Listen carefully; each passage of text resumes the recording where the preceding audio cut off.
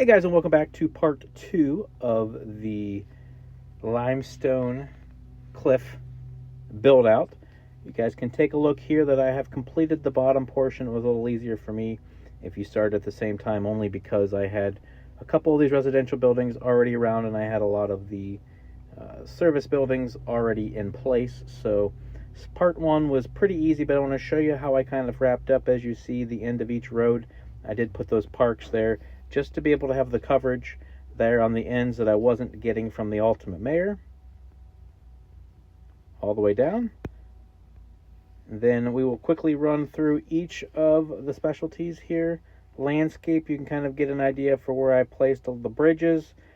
Based on spacing at the end, I might come back and put another bridge here between some of the residential units over here on the end. However, I may need to wait till Black Friday to purchase a lot more bridges.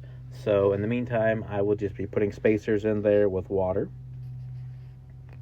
Education, I went ahead and put 2 of the Omega universities in place. That way I have coverage in each zone. It'll only give me 50%, but with the size of the city, that's kind of what I had went with.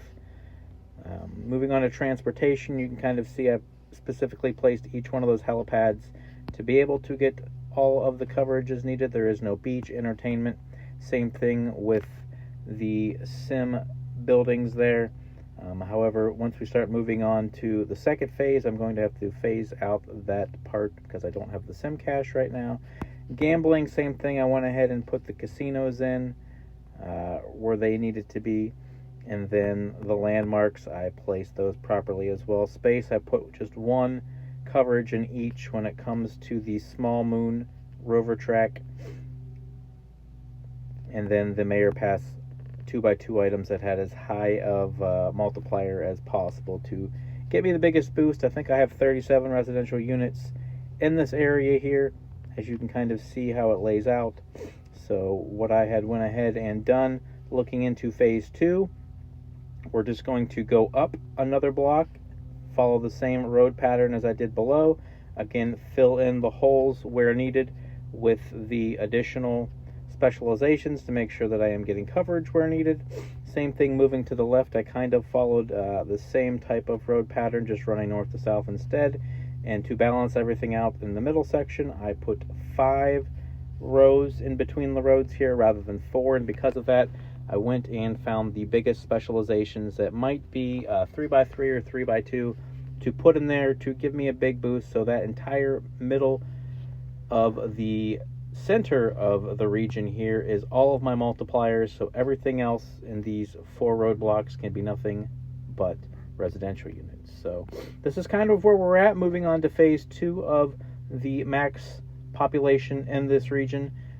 This middle section here, I'm going to focus specifically on epics, and then the right and left rows will be nothing but the regional residential buildings, and that's kind of going to be my plan for this region. As you see right now, I have a little over 500,000 just in this little section down here, so I'm going to be between 6 and 7 million when I'm done. My guess is it'll take till after Black Friday when I can get as many more of the Ultimate Mayor in addition to the university bridges that I do use in this region for the highest multipliers. So until I've complete this next section here, I will probably not have an update video, but that'll give you guys time to catch up. If you have questions, always put them down in the comments. If you like these types of videos, be sure to like and subscribe. Make sure that the algorithm is getting us up there in the search results so more people can see this content. Appreciate you guys being here, and as always, happy gaming.